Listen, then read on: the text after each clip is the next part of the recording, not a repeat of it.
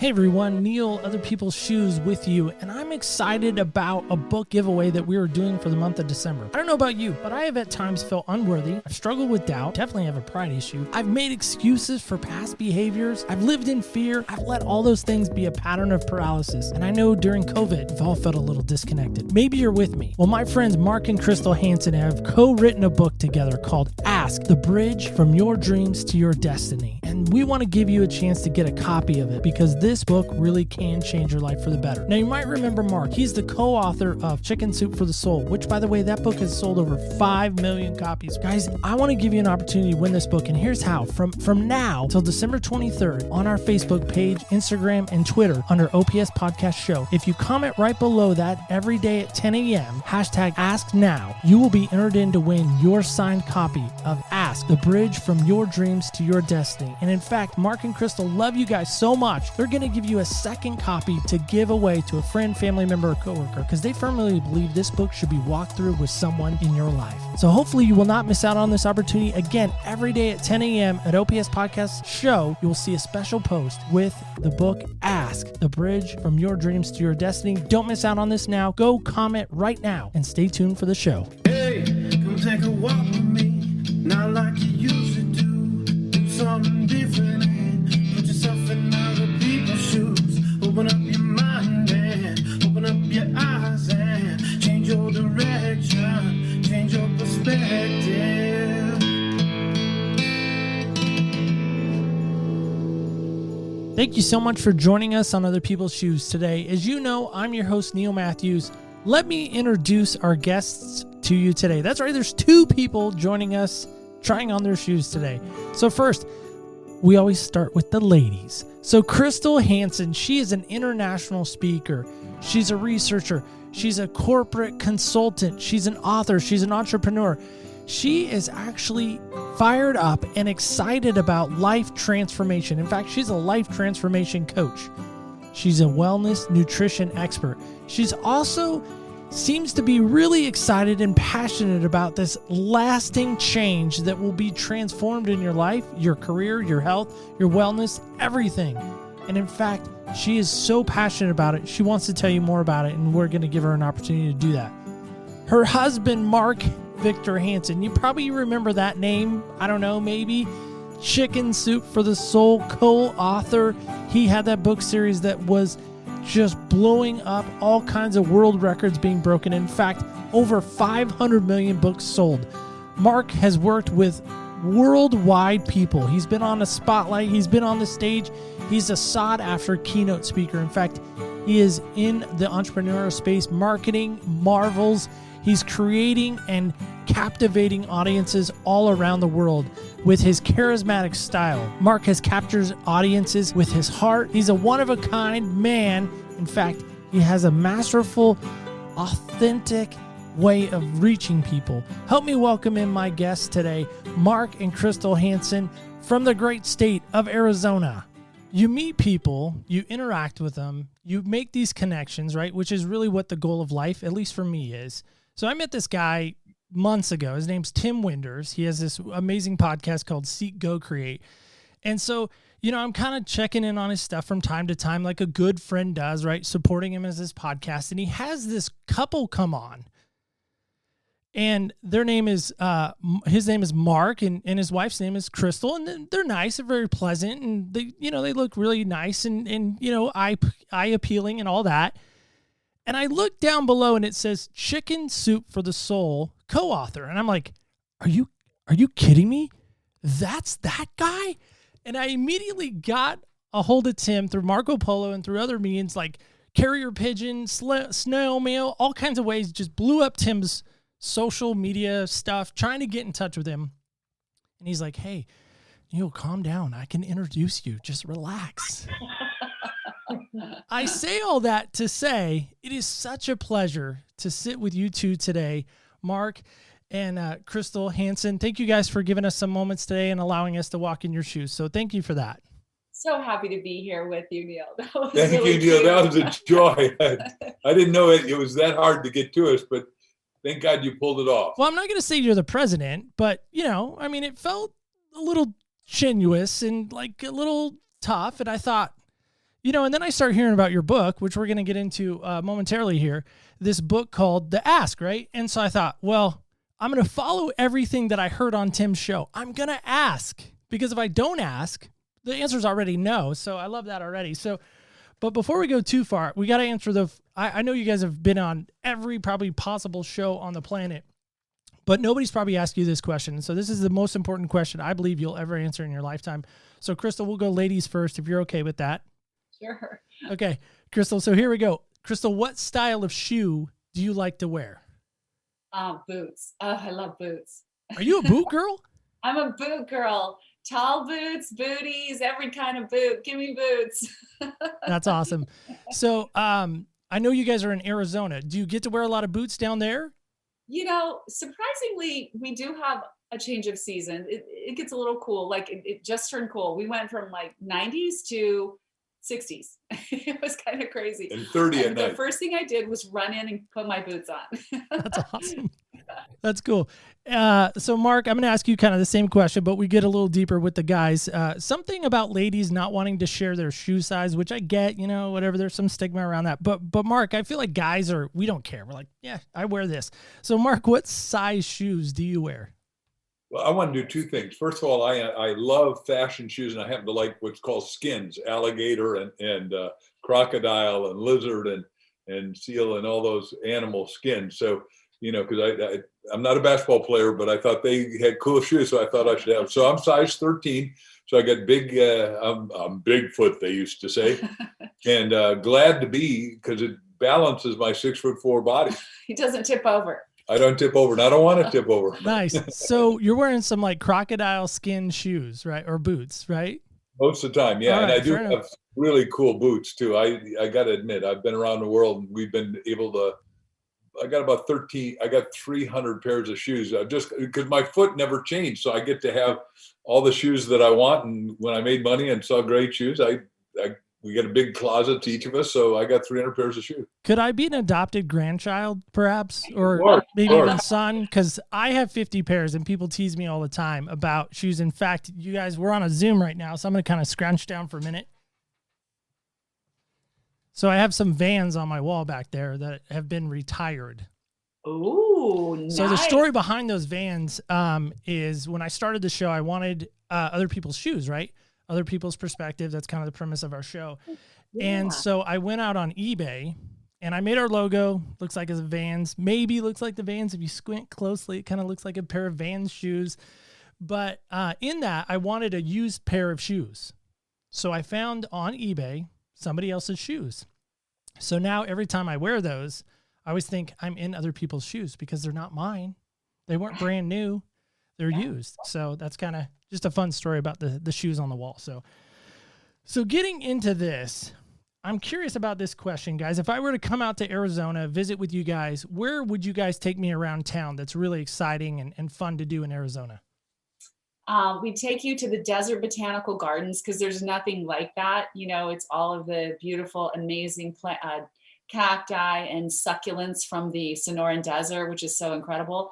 And then we probably take you hiking in the Sonoran Preserve, which is, one of the biggest, I think it is the biggest natural preserve in the United States. And it's just incredible. You get those gigantic 600-year-old saguaro cactus that you're walking past. And people don't realize how colorful the desert is, how beautiful, how much, especially the Sonoran Desert. It's actually quite green and extraordinarily beautiful. Wow.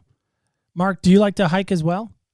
Yeah, we hike several times a week, and we've hiked everywhere here and in other parts of Arizona too. And I've not only hiked the highest mountain in America, which is Whitney, but I've done Kilimanjaro, I've done Machu Picchu, I've done Fuji. So the answer is yes.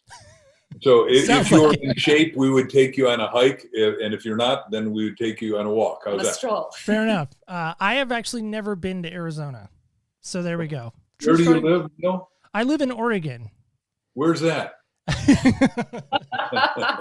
So, yeah, exactly. Where's that? We're still. I think we're a blue state, so I don't know. We're moving on. Sorry. So I'm just curious about this too. I love this question. It's not my question. I don't know who came up with it, but I stole it from somebody. So sometimes that's a good thing. I don't know, maybe. But here's my question. If you guys could trade places with one person for a day, who would it be and why? Ladies first. Queen Elizabeth. Queen Elizabeth. I mean, I never really appreciated and respected her. The Queen Mom, I'm saying, the older. Yeah. I followed you. Yeah, because after we watched The Crown, I realized, I used to think, the whole royalty thing was so frivolous in The Crown, but she's really an extraordinary woman. She had to put up with a lot for many, many decades. She's had to put herself, really her own needs aside again and again. She's like the ultimate mother. I mean, how mothers put aside their own needs. She has completely put aside her own self for the good of the people in the crown again and again to sort of, and it's a tough job when you really look at what they went through, what they've gone through, all the scandals, all the stuff. It's pretty extraordinary. She's an incredible woman. It'd be interesting to be in her shoes for a day. I love that you said that, especially in her shoes part. That was fun. Thank you for that, Crystal. So, Mark, what about you? Who would you trade places with? Do I have to limit it to one? I like to do three. Wow. All right. 3. Go for it. First of all, I like your questions, Neil. So that's really good questions. First, I'd pick Socrates because we're in the question business. Obviously, we wrote the book Ask based on what he said, the dreams from your bridge to your dreams, your destiny. And obviously he was created Socratic method, and he was the Athens, Mr. Athens, and even having to, I know his whole story, so I could take you through how he even had to drink the hemlock because he was totally in integrity, and the politicians of his age were not. So I'd pick him number one. Number two, I'd pick, I'd love to do Shakespeare a former time, if you can time warp, go through portals and all that. And there are a lot of good writers about portals, like our neighbor here, who we have yet to meet, Diana Gabaldon. And then the third one, I'd unequivocally do Mark Twain, because I'm a scholar and a lot of authors, as you can imagine. I'm an addicted reader and writer, having written 312 books, sold 500 million books. But great writing is great writing. And everyone says, well, aren't you competing with those people? I'm friends with the best. This is dangerous. The next line is dangerous. But we're friends with most of the best writers literally in the world, because we've traveled to 80 countries. And they come out of the woodwork and meet us, and we've gladly met them. So I loved your question. Yeah, I have a great friend of mine. In fact, she's been on the show. Her name is Adria Wilkins, and she wrote a book called The Joy Box Journal. And in her book, she actually has little sticky notes that you can write joyful moments in your life. And then she's created a box in the book that you can actually put these joyful moments in, and then refer back to them, almost like a treasure chest. And so she's just a really great friend. So you talk about great writers. Don't know as many as you do, but that's one great writer that jumps in my mind as just an amazing author. So just want to share that with you guys. So getting into your book, I am currently listening to it. I will finish it by the time this airs. I will have finished it and probably gone back and listened to it at least 4 times, because it's so good and so impactful. I was sharing with them before we started recording, Crystal and Mark, that I'm not a note taker. I'm just not. I don't get in. I mark in the Bible. Okay, my hand's up on that one. But as far as sitting down, stopping a recording, because I'm listening to it on Audible, and writing a note or making a note of something, I don't do that. That's just not my style. But for whatever reason, your book has called me to do that. And I don't know why. I don't know how you guys did that. I don't know what, and they're not paying me to say this. I promise. There's no compensation coming my way. Well, I mean, there could. Never mind. But I say that because in the book and again, I'm only halfway through, so I don't know the ending yet, and that's okay. But one of the things that you guys talk about is this ask. And so I'm curious from you guys, what has been your greatest ask? Oh gosh, our greatest ask. I've never really thought about that before. Greatest. I mean, let me ask. I'll answer while you're thinking. Right. I mean, my life has so many different, phases, and I really have to think about that one, honestly, Neil. To think about. Can you take a moment to do that? Are you willing? I'll answer. Yeah. Okay. I just think it's a great question, is why I'm asking that. Yeah, so. And you know what? It just popped in my mind. I wanted to have healthy children, and with my first child, actually with my second child, it didn't happen right away. And so I think that was really one of the most important things to me, is to have a healthy child. Wow. That's a big ask, right? Huge ask. Yeah. Yeah. Yeah, so I remember asking that myself too. My wife and I both. We have a 13-year-old, so I can relate with you on that for sure. Yeah.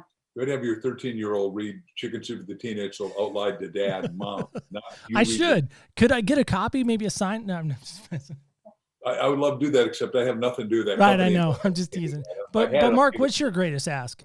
My greatest ask is I went through a really painful divorce, so I wrote down literally 267 things I needed in my ideal woman. Never told her before we got married.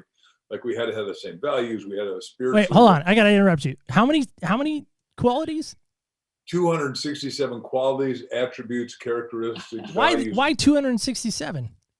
That's the number that came out because most people are so superficial. Right. Like yesterday, we were on the biggest podcast with a really young guy named Casey Adams, and Casey's 20. And I said, look, Casey, at a 20 something, and you made $18 million, most people, say, I want a hot babe, right? Or and most women say, I want a tall, dark, handsome man. And if you could be a millionaire, that'd be great.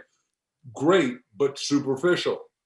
And what happens is until you define where you want to go by asking, you can't get there. And I wanted, she had to have her own money. She had to have her own business. If she had family and kids and I have kids, they had to get along because this is a life mate that I'm looking for that's going to be totally monogamous. All those things, all of which I put in the 20th anniversary issue of Chicken Soup under, we call it, two hearts getting one soul.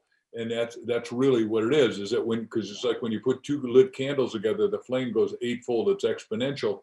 And our relationship is exponential, but she didn't know that I had all that stuff until after we got married. I showed it to her and she was a victory, 267 on 267, which is hard to believe. But if you buy into how the mind works and how God works, the thing for which you're asking will be received, right? The guarantee is that I was asking for the impossible. I thought, well, she's got to be alive. So there's 4 billion potential women, and one of them's got to have all those characteristics. They can't see me, but I'm laughing, not at what you're saying, because it is so sweet. It is so genuine. It is so just loving. And they're hugging right now. You guys can't see that, but they are. But I'm fascinated by that, Mark, because to me, when I grew up, my dad is a Marine, former Marine, and he didn't teach me a ton of stuff because he wasn't around. Like, he's defending our country. That's his job. That's his duty, right? So I didn't get a lot of that one-on-one fatherly, love or fatherly tutelage until I got involved in church work. Then there were men in the church that I could gravitate towards, that I could hang out with, that I could, rub shoulders with, get welded together with, if you will. But one thing my dad did teach me, and I love this because I think you guys talk about it in the book, but he said, and I'm quoting my dad here. Sorry, I'm getting a little torn up about that. But he said, the answer is no, unless you ask. He taught me that principle. And then I'm reading your book or listening to your book, and I'm like, oh my, I'm not hearing the guy who did your audiobook. I'm not hearing his voice any longer. I'm now hearing my dad's voice. And by the way, my dad is still living, but I'm hearing my dad's voice just reverberating over my headphones. And I'm like, oh my goodness, how did they do that? So speak to that if you wouldn't mind. Is that a true statement, or have I always believed a lie? No, it's absolutely true. And that's why we wrote an entire book on it, because we're so blessed, Neil, to meet so many incredible people around the world. And what we started noticing is that most people have more talent and ability that they'll use in 4 lifetimes. But we also started noticing this difference. Like, why is this person could be running a city. This guy is so smart, but he's barely, making it. He can't get a job. This woman is so incredible. She could be a CEO, but, she's having a hard time paying her rent. I mean, they're likable, they're talented, they're wonderful. They want good things. So what was the biggest difference? Mark and I kind of became obsessed with it. And what we realized is that the thing that super successful people have in common is their ability to ask questions and ask the right questions at the right time.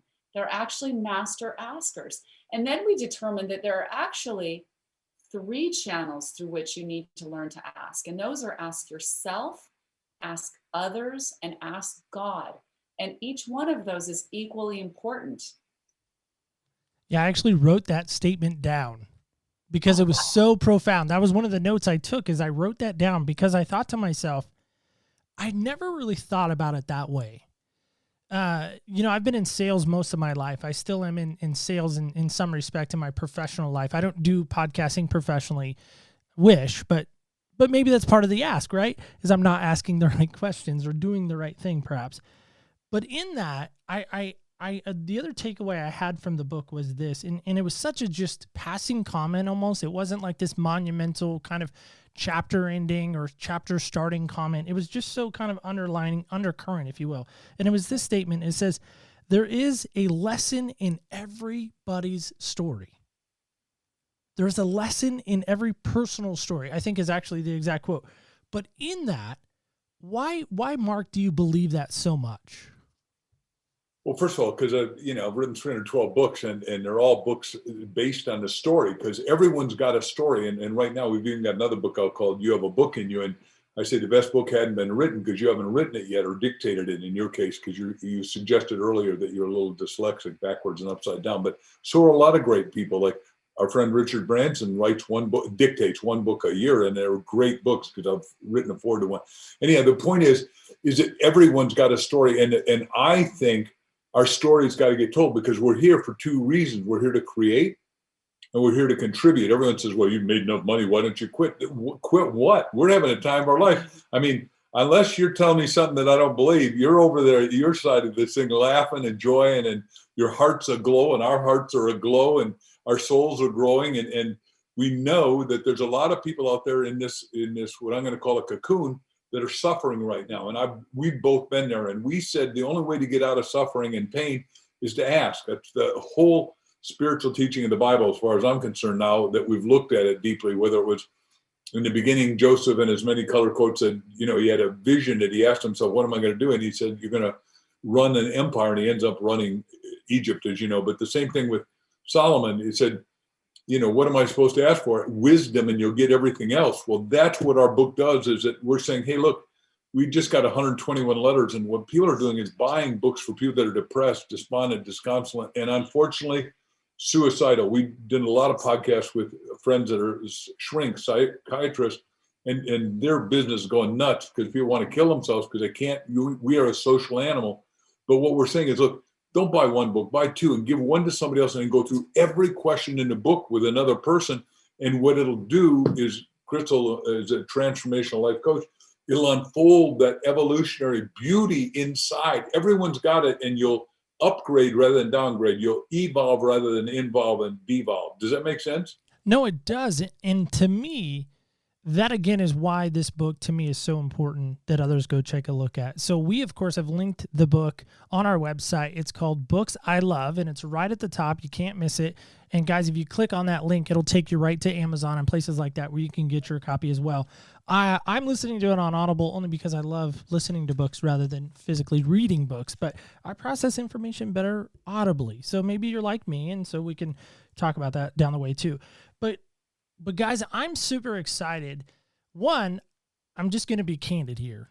It's my show. I can be a little candid, but I was so nervous to talk to you guys because I thought to myself, who am I? Who am I, this little lonely guy in Oregon who is obsessed with North Carolina? As you can see, it's weird. I live in Oregon, but I'm obsessed with North Carolina. But who am I to even have an audience, to even sit in the, and Mark, I know you're not God. Crystal, I know you're not, not that God's a woman, because God's not a woman, but you know what I mean? Like you're not a celebrity. I mean, you kind of are. Anyway, who am I? A woman? What's that? I'm not Queen Elizabeth, right? No. You're not the queen, right? By the way, my wife's name is Elizabeth, so she is my queen, Elizabeth. Yes, so there you go. There's a mention. I just lost $1. So anyway, but who am I to sit with you guys? Who am I to even have the opportunity to sit with a guy who wrote books, try to teach people about empathy, try to teach people about understanding and care and love, which is what my show is like. The whole point of it is, right? Walking in someone else's shoes. Who am I to do that? Why on earth would you guys want to sit with a guy like me?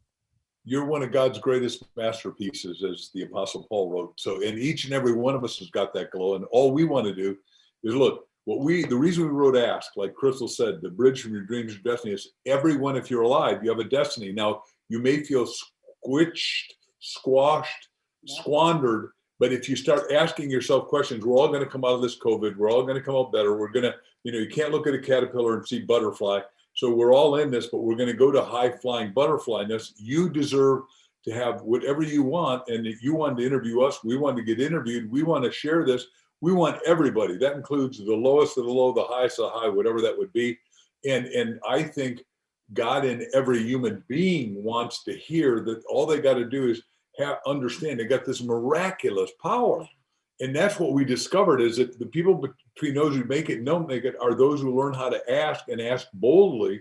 And obviously I've sold 500 million books, so I'm halfway to my goal of selling 1 billion books, which if you read any of my critics, they'll say, nobody's ever done that and you can't either. But yesterday a guy said, I'm not sure. I know that those guys all are writing you and saying you can't do it, but I think you're Roger Bannister. And luckily, you knew who the Roger Bannister was? Of course, first 4-minute mile, and then 119 people did the next week. And nobody could do 1 trillion. And then all of a sudden now we got 5 companies that have done 1 trillion in America. And I'm saying within the next 5 years, 20, 30, 50 companies will do it, because we've got to set a new benchmark. We're learning to ask, and we've got to ask bigger. We've got to ask stronger. We've got to ask ourselves, ask others, ask God, and really do it with zest and vigor. Crystal, you want to chime in on that? I just feel like you want to chime in on that. I don't know why, but what you were describing is, kind of a sense of unworthiness. And so in the book, we talk about the 7 roadblocks to asking.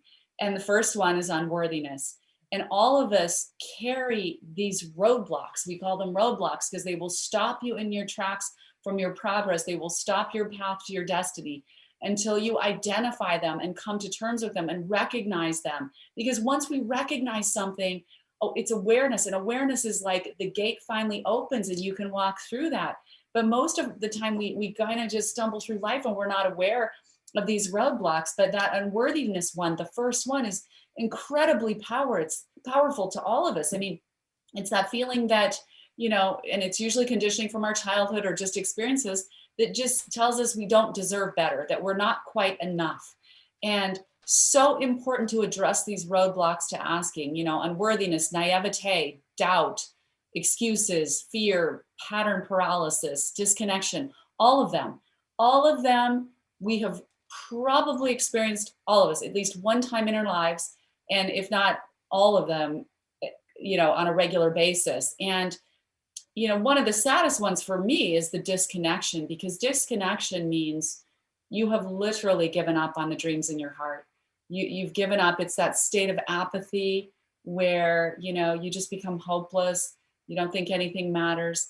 And that's tragic, because every life is so beautiful. Every life matters. You're here to keep moving, to keep learning, to keep evolving and growing.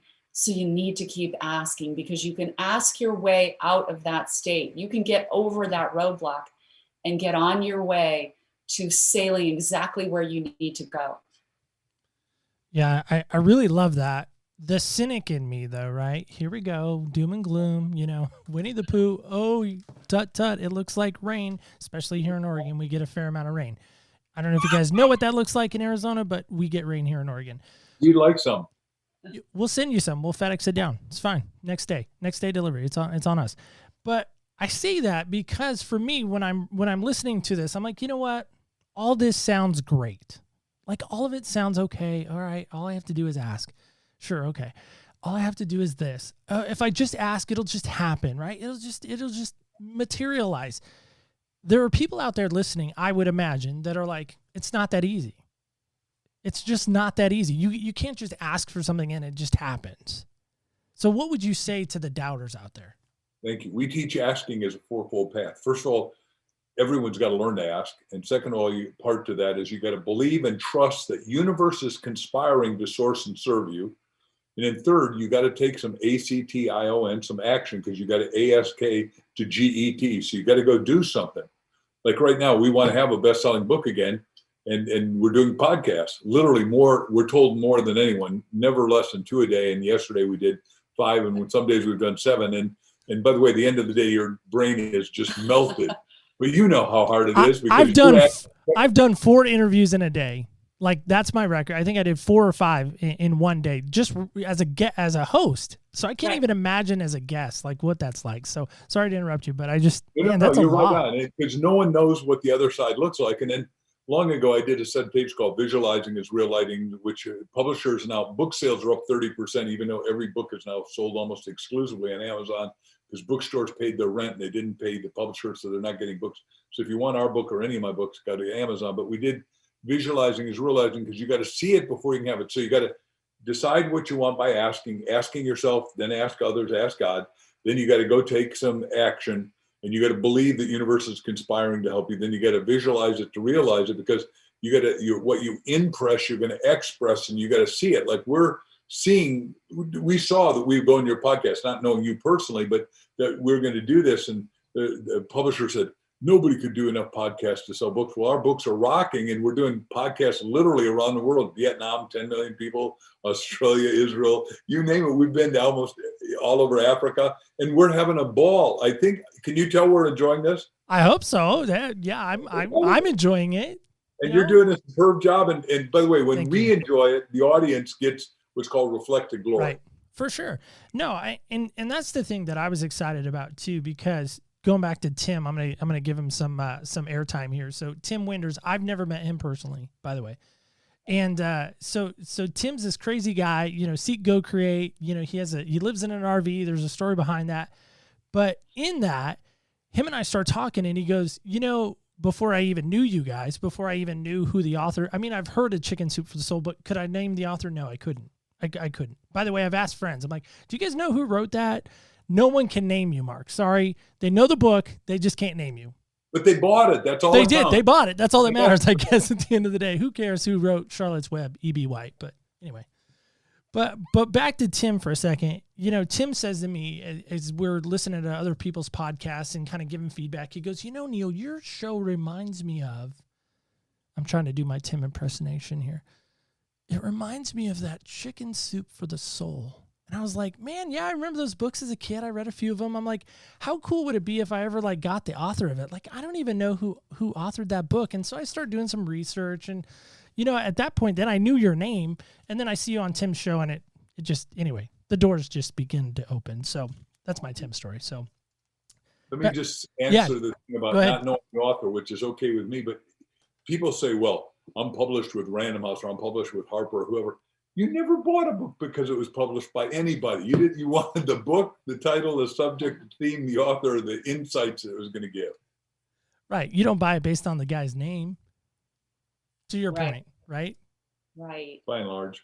All right. So, the ask, like I said, it just seems so simple to me. I almost feel like some people think this is just like a gigantic infomercial. Like, at the end of the day, is the product really going to help me? Is it really going to, change my life forever? Crystal, what would you say to the ladies that might be feeling that way? Right. Yeah, well, it seems so simple. I mean, and I will say, we were all born with this ability to ask. We come into this world completely uncorrupted. And as children, we ask, everything. We are infinitely curious. We want to know who, what, when, where, why, how, and then we have no problem asking for more and more and more, right? But at some point, that starts to get crushed out of us. And when that starts to get crushed out of us, we suddenly become afraid to ask. We become ashamed of not knowing everything, because somehow we're just supposed to show up in this world knowing everything because you're suddenly an adult, right? And then you're ashamed and embarrassed because you don't know anything, or you don't know enough, right? So all of these feelings, the 7 roadblocks, just start to crush that beautiful curiosity, that beautiful ability to ask. It was something we were given naturally, and it's been knocked out of us. And I'm telling you, it does affect your life dramatically, because when you're in that place where you can really ask, it is your human spirit evolving. You're learning, you're evolving. That's how we learn, evolve, and grow. And then people get to a certain point where they stop evolving, they stop learning, they stop growing, they stop evolving as a human being. And so that's what we want to do, is bring the spirit of asking alive in everyone. And while it sounds simple, there's a process. Asking, we're saying, we want you to take the asking journey, because the ask yourself, ask others, and ask God, there are definitely some serious components to that. starting with the ask yourself, that's the reflective journey. As a transformational life coach, you cannot heal from anything. You cannot release anything. You cannot start over. You cannot move forward until you take that reflective journey with someone else or with yourself. And we say, sit down with yourself every day with this book and start asking those questions, right? And there are 3 phases to that reflective journey. And phase 1 is, where am I right now? Where am I right now? I mean, how many people stop and really figure that out? Because you're not going to get where you want to go until you figure out where you are. So where am I now? And then all the sub questions that unfold after that. You know, am I even happy with what I've been doing? Is there something I'm missing here? Is there something else that I'm better suited to do? Is God calling me to a different thing? You know, what am I missing? And you start asking those questions, and your brain literally comes alive, because in the studies we looked at, when you ask yourself a question, a different part of your brain goes to work, and it's the part of your brain that does critical thinking. So suddenly your own mind, your own brain is more resourceful to you. So you start with that first phase, where am I now? Second phase is, where do I want to be? It's just shocking, Neil, how few people take the time to sit down with themselves and ask these critical questions that will literally create the architecture. When you ask, where do I really want to be? And all the sub questions that'll come from that. You know, Mark and I say, like he was saying, use your imagination, because we're the only animal that has the ability. God gave us this beautiful imagination. We literally can create a stage in our mind that we can walk on and create the theater show we want. And imagine yourself. We say start at the nth degree of what you want. In your perfect career scenario, what am I doing in that perfect scenario? Who am I talking to each day? Who are my clients? What people am I affecting? How am I affecting them? What is the response? What is my hope? What am I going to get out of this? What are they going to get out of this? When you start asking the right questions in the right context, you will start to literally create a brand new blueprint for your life. And this time, it's not your life happening randomly to you. It's you creating the blueprint. It's such a beautiful process. And the final phase to that one is, what specific actions do I need to take to get there? Because, you know, like Mark said, you have to put your asking journey in action. We can't just, you'll start to get answers. I promise you. You'll ask a question, suddenly a solution will come to you that you never thought existed. You ask another question, a plan starts to form in your mind. You ask more questions, you start to see a solution or a pathway forward. And in that way, it's just so magical. I can't even describe how powerful this process is if you're willing to take it. No, I agree with that. And I love, there's a point in the book where you talk about, Crystal specifically, you talk about being on food stamps, being a single mom. And to me, not that I'm a single mom, but my sister is. By the way, I'm not a single mom, but my sister is. My sister, Angel, that evolution of you saying, I'm not going to do this. I'm not going to refill the card. I'm not going to get these funds again. I'm going to figure out a way to do that. To me, was such a tremendous motivator for me, even not as a woman, but as a motivator as a man, to say, oh my gosh, like, who has that forethought to say, I'm going to figure it out? To me, that was another powerful moment in the book for me, that I'm like, that's not an everyday thought that somebody has. That's not forgive me for saying this, but that's not a normal thought. No. That's not at all a normal thought. It's not. It's a crazy thought. Like that's almost pie in the sky. Some may say hippy dippy, whatever. And I don't mean to, again, sound disrespectful, but to me, for you to say, I'm not going to do that, was powerful. Can you take me to that moment? Would you be willing? Yes, I'd be happy to, because it was such a powerful moment in my life, Neil. And so let me back it up a little bit. I was just one of those kids who found high school to be easy, and I was a little bit bored, you know. So I accelerated my curriculum, graduated at age 16, married my boyfriend who was 5 years older. Not a great life plan, right? So we end up getting, you know. Meanwhile, Mark's making a list about you. So I'm just saying. Yeah, exactly. Drawing me toward him, right? So, right. So it worked. 2.5 Yes, years later, I find myself in a new city by myself, no family, friends, baby on my hip, divorced, and absolutely no idea how I'm going to support myself. So I did the only thing I could think of, and I applied for food stamps. And so I will never forget that moment when I went for the first time to the grocery store to exchange my diapers and food for those food stamps. And suddenly it was a question that dropped into my mind that had so much undeniable power over me. First of all, the first question was, how did I get here? And it was like time slowed down for me. Good still. Yeah. How did I get here? As followed by a second question, are you doing everything you can to get out of this situation, or are you taking the easy way out? It was like this challenge question, or are you taking the easy way out? And I was like, where did that come from? I literally felt like a spotlight was shining on me. And I was like, I knew it. I knew, like, the revelation. I was taking the easy way out. I knew I hadn't done everything I could. I knew I had more inside. I didn't know what exactly, but I just knew. The minute that question formed, I knew the answer. So as I was turning those food stamps over to the cashier, I was saying to myself with so much conviction, this will not be my future. And I think I kind of probably had a fierce look on myself, on my face, with the cashier was probably like, ooh. Susie, who's taking your cards, like, listen, lady, I'm just here to get your groceries. But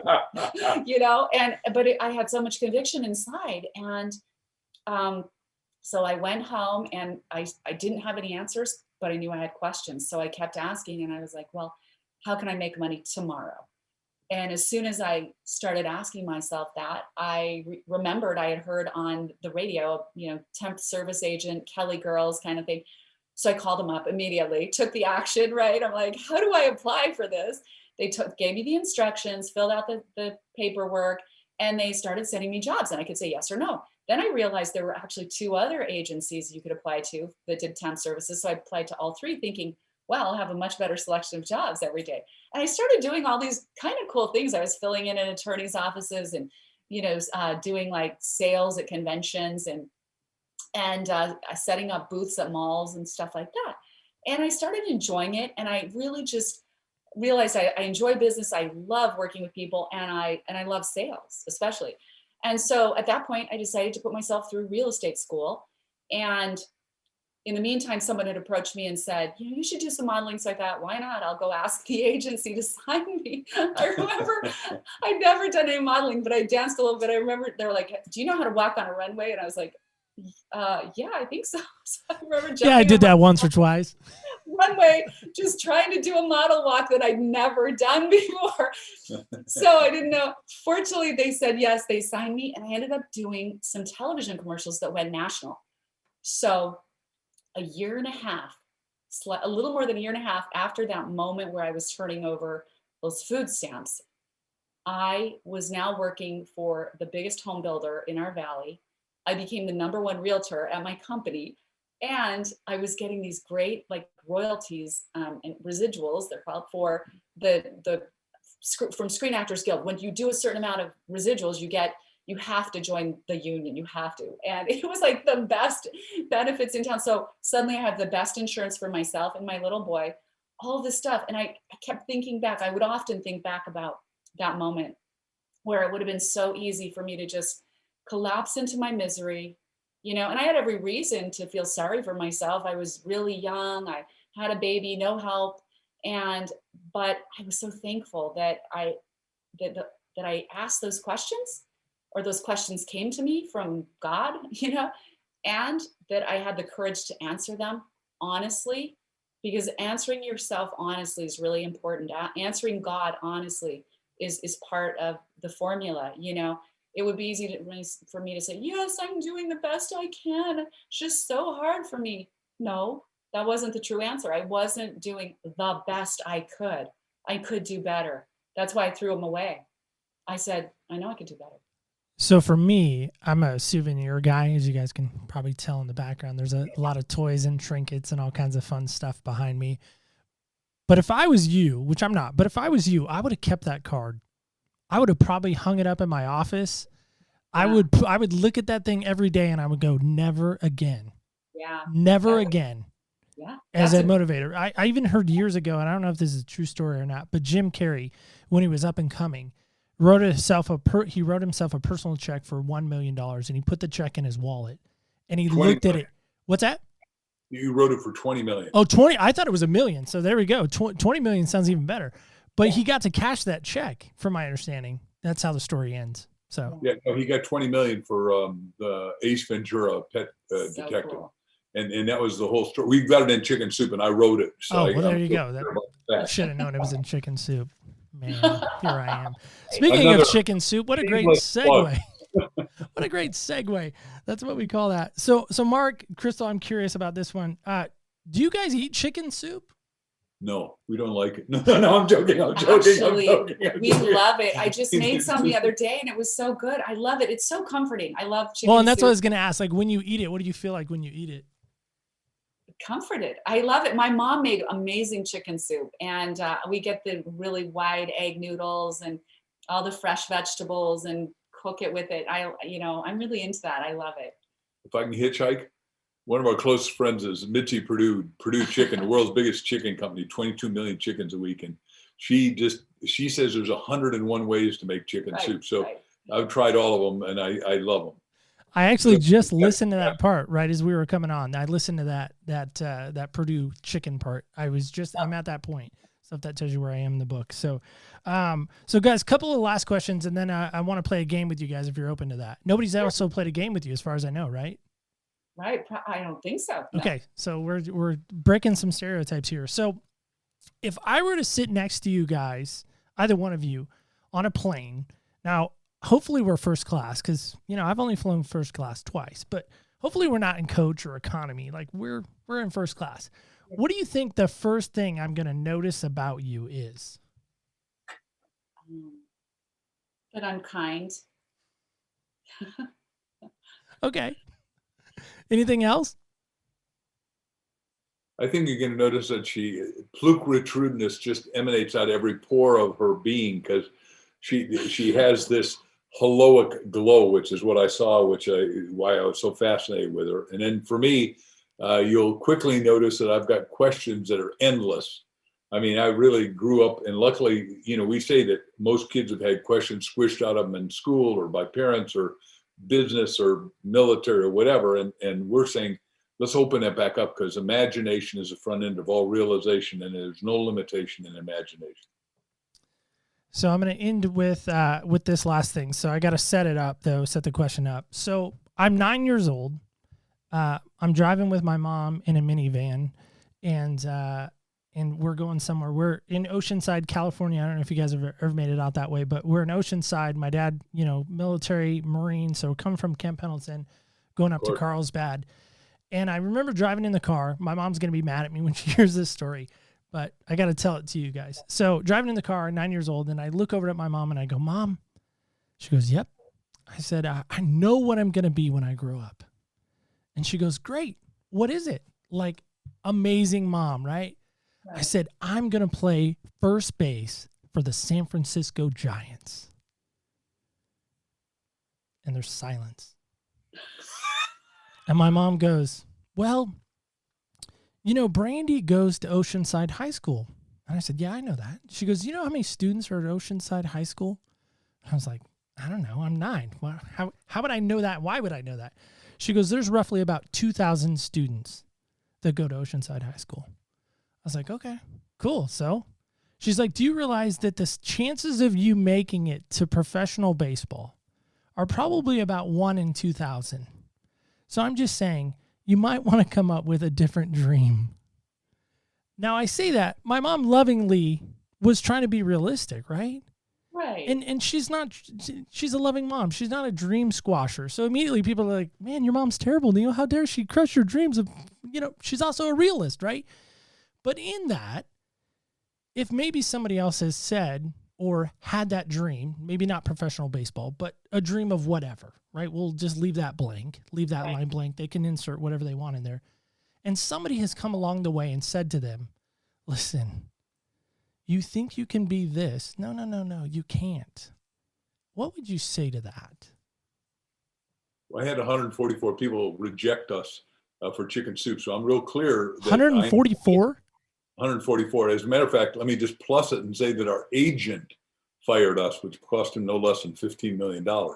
So, I bet that's a career mistake. Yeah, big career mistake. And I've been selling since I was 9, so I'm sort of rejection proof, and I'm sort of Teflon. As a matter of fact, one of the guys we interviewed in the book, the world's greatest filmmaker, is Peter Guber, 50 Academy Awards, Rocky, Batman, all that. And Peter said, "You are so dyslexic, Mark, that you think the word no means on." I love that. Say that again. I need that one more time, especially being a dyslexic at heart. Yeah, well, I'm not dyslexic, but Peter couldn't resist. If you go on YouTube and type in Peter Guber, who also owns the Golden State Warriors and the Dodgers, which you ought to interview him sometime. Sorry, the Dodgers. I don't know about that. You don't like the Dodgers? I'm a Giants fan. I can't like the Dodgers. But the point is, the game's the game, and you can go in and playing each other. I got it. Yeah. Yeah, right. and Anyway, what Peter did on the video on YouTube with Peter and Mark is that you are so dyslexic, you think no means on. I love that. I really do. But I think that's the problem, right? Is somewhere again along the way, somebody has told us you can't do whatever. I'm sure people told Walt Disney. I know people told Steve Jobs, like, you're crazy, not going to work, Bill Gates. I mean, we all know those famous stories. But let's be honest, not everyone is a Bill Gates of the world. Not everyone is the, next Steve Jobs or Tim Cook or, Michael Jordan. I mean, the dude is amazing. I mean, like, that documentary, by the way, I don't know if you guys have seen that, is amazing because, again, I think that falls right into what you guys were talking about, this ask. Because Michael kept saying, okay, how can I get better? How can I get better? What can I do to get better? What can I do to get better? And Michael got up at 3 a.m. to go play, and he had his dad coach him. In the first 2 years, as you know, he wasn't allowed to play. And then all of a sudden, his coach said, "Look, I'm going to give you a loser's number 23." And I get goosebumps telling you that not only did he wear it, but now LeBron wears it and all that. So the point is, he decided in favor of himself, and that's what we're saying. Every one of us has got some superpower, some inner genius, like Crystal likes to say. And I can't tell you what yours is, but that's why we said, ask God 400 times before you go to sleep. God, what's your destiny for me? God, what's your destiny for me? God, what's your destiny for you?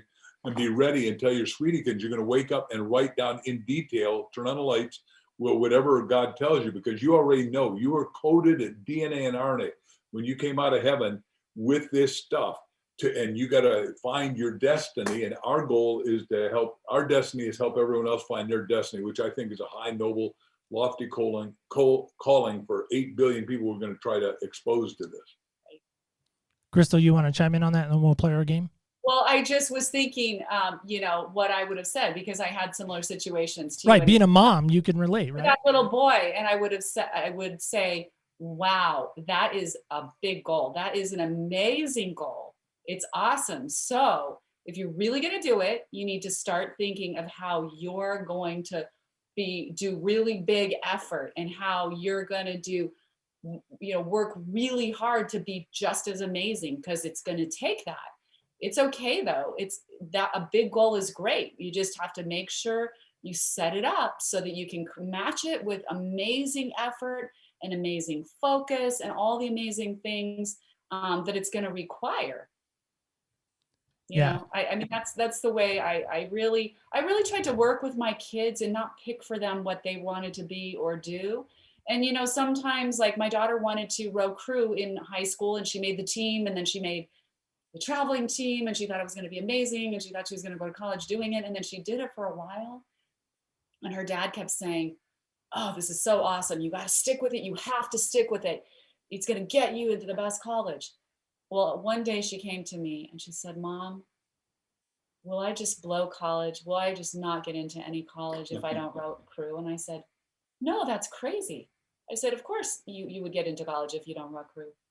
And she's like, "Because Dad says I won't get into a good college ever if I don't say row crew." And I said, "But don't you love crew, honey? I thought you loved rowing crew." And she's like, "Honestly, I hate it. I really hate it now. I thought I loved it, but I hate it." So I was like, "You hate it? Oh my gosh, I didn't know that, sweetie." And she's like, "I really hate it so much." And I was like, "Well, you cannot do something you hate, even if you're doing it to get into a good college." I said, "You just have to trust." I said, "If you just do what you love and trust that it's going to get you to the right place, that's what you need to do. You cannot worry. You cannot do something you hate. That'll make you sick." I said, you can't live like that. do what you love and it will take you to the right place. And so she did, and she got into a fantastic college and got into the film producer. She got into the Dodge Film School at Chapman University in Orange, California. And it was her perfect path. Ended up working for William Morris Endeavor, then for another producer. Now she's been accepted to Ole Miss as a teacher, and she's getting her master's degree in fine arts. So she'll go on to be a novelist. So everything's worked out perfectly. Ole Miss, that's a good school. Eli Manning went there, so that's good. Yeah. So here's our game we like to play. It's called Senseless. So here's how it works: is I have a magical cup here. It is the University of North Carolina. As I said, it's really bad here. And so in this cup is a die. And so we're going to roll it on your behalf because we're in Oregon. You guys are in Arizona. And so I'm going to roll it based on the number. You get to answer the question. So, Crystal, do you want to go first? Yes, 6. No, I roll, and hopefully you get 6. Oh, okay. Look at that. Oh, I did not move it. Where? I did not move it. I promise. That's crazy. It's crazy. I knew it was So number 6, you get to have dinner with one person. And sorry, Mark, you're not invited to the dinner. I'm sorry. Sorry, Mark. One person, Crystal, dead or alive. Who do you have dinner with? Jesus. I kind of had a feeling. Why Jesus? I just think he's the most amazing being that's ever walked the planet. I mean, he's affected, hundreds of millions of lives, and he took no credit. And, basically I just really would love that experience with him. There's no being like Jesus. So. All right. So I'm going to ask you this. This is a little bit on topic, but who is Jesus to you? For me, Jesus is my personal savior. Yeah. And not only that, he's a prophet. He's a wise man. He's an all-knowing being. He's a healer. He came to help people understand who God really was in a personal way, and not some faraway thing in the sky, but right here with you right now. And so he's the great comforter. He brought that comfort to this planet. Awesome. And to you, obviously, right? To me personally, absolutely. All right. So Mark, here's your, I'm rolling. It's like a martini glass almost. All right, Mark, you did not get as lucky with number 6, but you got a number 2, which is this, which is kind of fitting. It's weird how you guys got numbers that are very fitting. Just want to say. So, Mark, who is touching your life right now? I'm holding her hand. I had a feeling on that one too. Man, I'm guessing answers all over the place. Where are you smart? I'm smart, some people say. So how is Crystal touching your life right now? We are literally two hearts with only one soul. And we are not only, I wanted a soulmate, and what I didn't realize is there's a higher level of that called a twin flame, and we're twin flames. We can finish each other's thoughts, conversations, and obviously stuff that we write. Although she's the better finisher, I'm the better starter at some levels. That's awesome. So guys, I want to give you one final thought. I know we have linked the book on our site, but how can people stay in touch with you, what you guys are doing, and everything with the book? And final thought goes to you guys. Get a copy of Ask, but don't get one, get 2 as a Christmas gift to somebody else that you're going to go through every question with. And then, because 2 make the power of 11 if you look at 2 fingers extended. And then we want you to go to askthebookclub.com, and it's free. And just, we're going to have some periodic meetings where we have everyone learn how to be a master asker. And you'll literally be talking to friends that you've never met from literally around the world, because we never knew that COVID was going to happen. We're going to do podcasts in foreign countries as much as here. Yeah. And Crystal, what about you? What would your final thought be? Just remember that your life is not created out there somewhere. It's created right here inside of you, inside your own mind and heart. So remember that. And just we're inviting you to take this asking journey with us. Your life matters. It's worth it. Start asking the questions that will lead you to your ultimate best. Yes. Awesome. Guys, I just want to say thank you. Thank you guys so much for giving me some time. I know your schedules are hectic. You're doing, 6, 7, 8, 12, 25 podcasts a day. Who knows? Round the clock, rummy. Who knows? I don't know what state you're in, but Well, I know what state you're in. You're in Arizona, which is kind of a retirement state, by the way. No, never mind. Retirement, there's no word in the Bible that says retirement, by the way. So, Right. guys, I just want to say thank you guys so much. Mark and Crystal, thank you guys for coming on. Thank Our you pleasure, for Neil. having us. Such a pleasure to be with you, Neil. Absolutely. As we close out today's show, and just do me this favor, are you asking yourself the right question? Have you started on that journey? Because if you haven't, I have some great friends that have some great resources, as you just heard, that really want to help you on that journey. Start it with the ask. And guys, you can, of course, check that out right now on our website, opspodcast.com. Books I love, right at the top of the page there. You'll see it. Get yourself a copy. Get to Mark's advice, not mine. It's Mark's advice. And guys, go be a part of that right now. And guys, just remember this. When you walk in other people's shoes, you really do get a different perspective on life. Thank you so much for listening today, and stay tuned till next week when we walk in other people's shoes. Thank you so much for joining us on Other People's Shoes. As you know, I'm your host, Neil Matthews. I want to thank Mark and Crystal Hansen so much for coming on and giving me a few moments today to talk about their amazing book, Ask, The Bridge from Your Dreams to Your Destiny. It is available right now on our website, opspodcast.com, Books I Love. Take a look at that link right there. You can get it from Amazon.com. Or you don't want to pay any money, which I get. It's holiday time, right? You want to save as much of that as you can. Jump on our Instagram, Facebook, Twitter every day at 10 a.m. Pacific time from now till December 23rd. And you can get your chance to win not only a book for you, but a book for someone else. Signed copies, both signed copies will get mailed to you. So guys, go be a part of that giveaway. It is going on right now. And if you're like, well, I'm just hearing about the giveaway now, guess what? I'm going to let you in on a little secret. See if you're really listening. Go back to the post that we started on December 1st and go till now and enter on those three places: Instagram, Facebook, and Twitter. That would give you about 70 entries roughly. I did some math there for you real quick. So go be a part of that. Speaking of being a part of things, I'm not even going to give you a sneak preview of next week because it's Christmas. I have the gifts wrapped already.